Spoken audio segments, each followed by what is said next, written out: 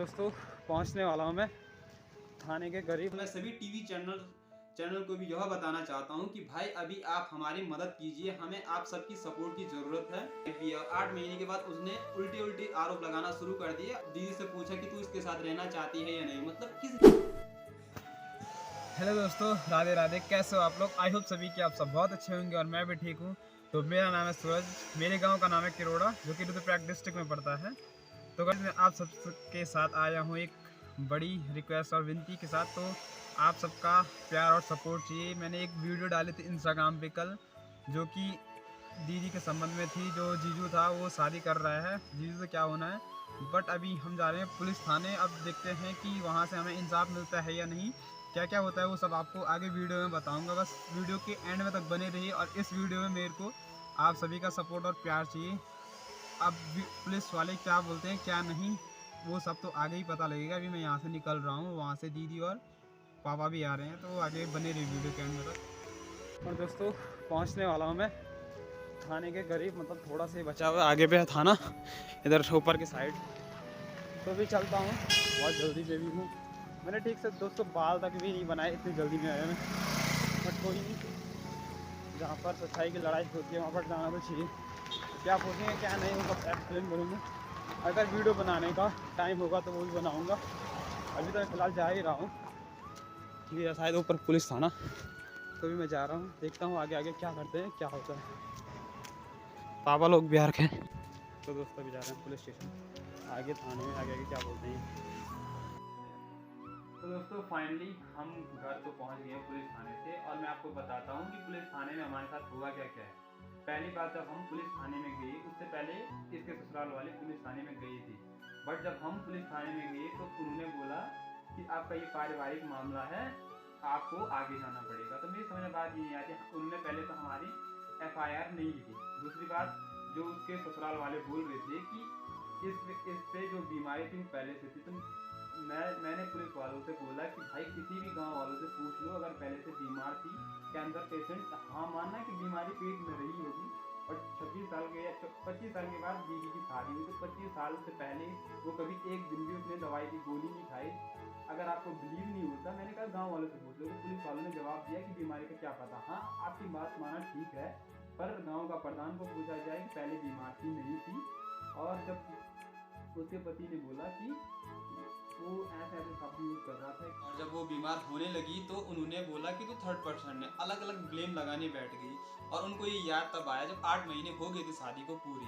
तो मेरी समझ बात नहीं आती कि ये पहले क्यों नहीं है। और जब हमने कल ही वीडियो बनाई, शादी थी उसकी, तो वो पुलिस थाने में बोल रहे हैं कि हमारे यहाँ पे कहाँ से डेकोरेशन हो रखी है। भाई तो तीसरी शादी भी कर रहा है, तब भी तेरे को घर सजाना था। तुम्हारी शादी मंदिर में थी, हमारे पूरे प्रूफ के तौर पे उनका नंबर है, रिकॉर्डिंग है, सारी चीज़ें हैं। बट वो हमारी किसी ने नहीं सुनी। कोई नहीं, हम उस चीज़ को आगे बताएंगे।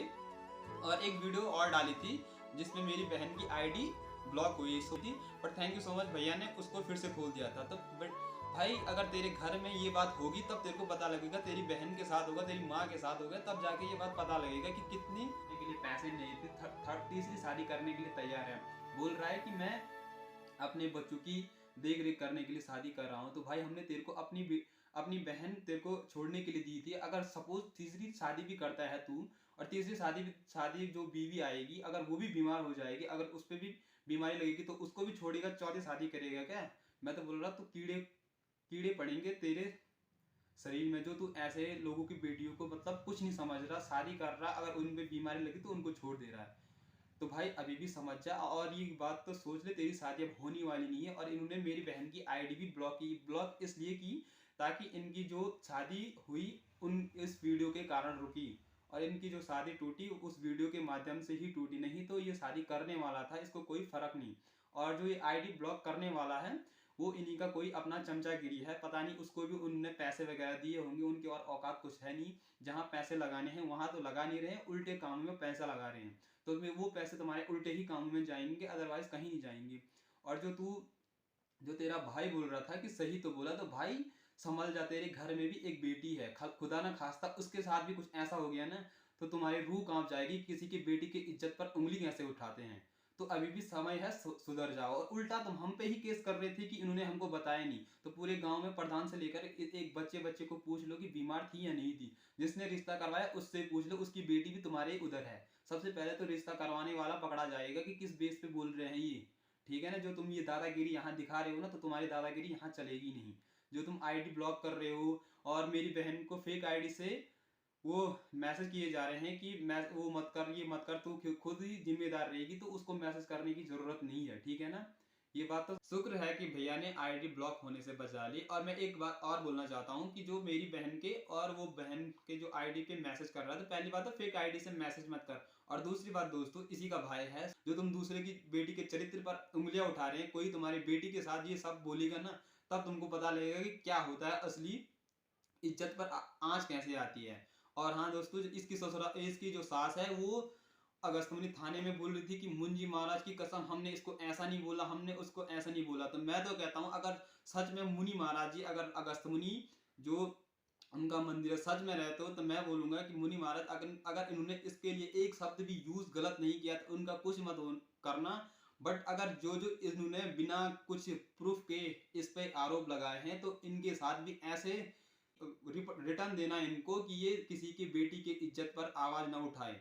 और हाँ दोस्तों, इसका ससुर भी बोल रहा था कि वीडियो क्यों बना रहा। भाई अगर तुम इतने सच्चे हो तो तुम डर क्यों रहे हो, तुम्हारी इज्जत अब कहीं नहीं रहेगी। ये बात तो सच है, तुम्हारे बेटे की शादी नहीं होने देंगे, क्योंकि तुमने एक लड़की की जिंदगी बर्बाद कर दी। क्या प्रूफ है कि अगर तुम तीसरी शादी करते हो, उस लड़की पे भी बीमारी, खुदा ना खास्ता बीमारी निकल गई, तो तुम तो उसको भी ऐसे ही छोड़ दोगे। मुसीबत में तुम साथ देने के बजाय छोड़ रहे हो और उसके बाद उल्टे इल्जाम लगा रहे हो। तो ये तुम्हारा कहाँ बेस पे बोल रहे हो कि ये ऐसे है, मेरे तो समझ में बात ही नहीं आई। और हाँ दोस्तों, मैं हैरान इस बात से हूँ कि इतना सब कुछ बताने के बाद भी पुलिस वालों ने कोई भी ज्यादा रिस्पॉन्स नहीं दिया। हाँ, उन्होंने बोला कि आगे जाओ, दीदी से पूछा कि तू इसके साथ रहना चाहती है या नहीं। मतलब किस हिसाब से रहेगी वो उसके साथ, जब साथ देना था तो तब तो साले ने, मतलब दीदी की कंडीशन इतनी खराब थी, मेरे को पता है। अगर जो लोग मेरे से पहले जुड़े हुए हैं तो उनको पता होगा, मेरे मिनी ब्लॉग के माध्यम से मैंने उनको बताया था। मतलब मरने की कंडीशन में थी, सच बात तो ये है। इन लोगों ने तब इसको इतना टॉर्चर किया, इतना टॉर्चर किया, मैं आपको बता नहीं सकता। उन्होंने एक से एक ब्लेम लगाए, पैसे देने के बजाय पैसे नहीं दिए, ब्लेम लगाए। 8 महीने तक इनको कोई होश नहीं रही कि हमारी कोई वाइफ, उसको कोई होश नहीं रही कि मेरी कोई वाइफ भी है। 8 महीने के बाद उसने उल्टे उल्टे आरोप लगाना शुरू कर दिए और उसको लगा कि ये इन पे ही पहले से बीमारी थी, ये कुछ तो कर नहीं रहे। हम इसलिए चुप थे क्योंकि वो पहले से बीमार थी। हमने कहा थोड़ा ये इस कंडीशन से थोड़ा ठीक हो जाए, उसके बाद आगे बात होगी, अभी हम उनसे कुछ नहीं कहेंगे। बट नहीं, हमने जैसे ही वीडियो बनाना शुरू की, उसके सास का एक दिन फोन आ गया कि तुम वीडियो क्यों बना रहे हैं।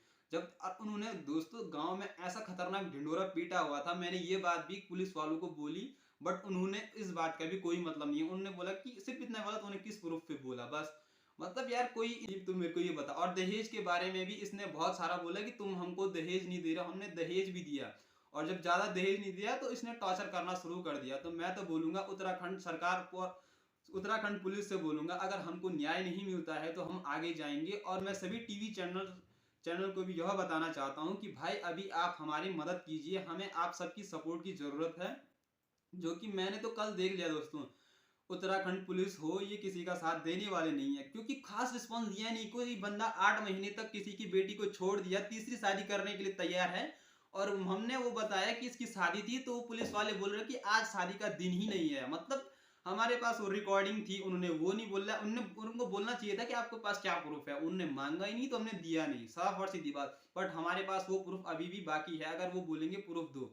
और वो बोल आज तो भाई सच बात है कि आज पैसा मैटर करता है। तो पैसा के लिए तो हम अभी उतने हम्बल नहीं है कि भाई 10 महीने तक मैं बता नहीं सकता कि कैंसर पेशेंट के साथ कितना वो होता है। अभी हम मिडिल क्लास फैमिली से हैं, तो हमारा कितना खर्चा हुआ कितना नहीं वो हमें ही को पता है। और मैं आपके पास सारे बिल बता दूंगा, कितने कितने एक टाइम के कितने कितने बिल आते थे। तो पुलिस वालों ने हमारे साथ जो व्यवहार तो क्या बोलना। और कुछ खास वहां लोग थे भी नहीं, क्योंकि धामी जी वहां आ रखे थे बसुकेदार में, तो ज्यादा वहां पुलिस थी नहीं। और अब कल पापा वहां जाएंगे, हाई कोर्ट में जाएंगे और वहां से एप्लीकेशन डालेंगे आगे के लिए, या महिला हेल्पलाइन से हम आगे बात करेंगे। वहां से हमें न्याय मिलता है तो ठीक, नहीं तो आगे बात करते हैं दोस्तों।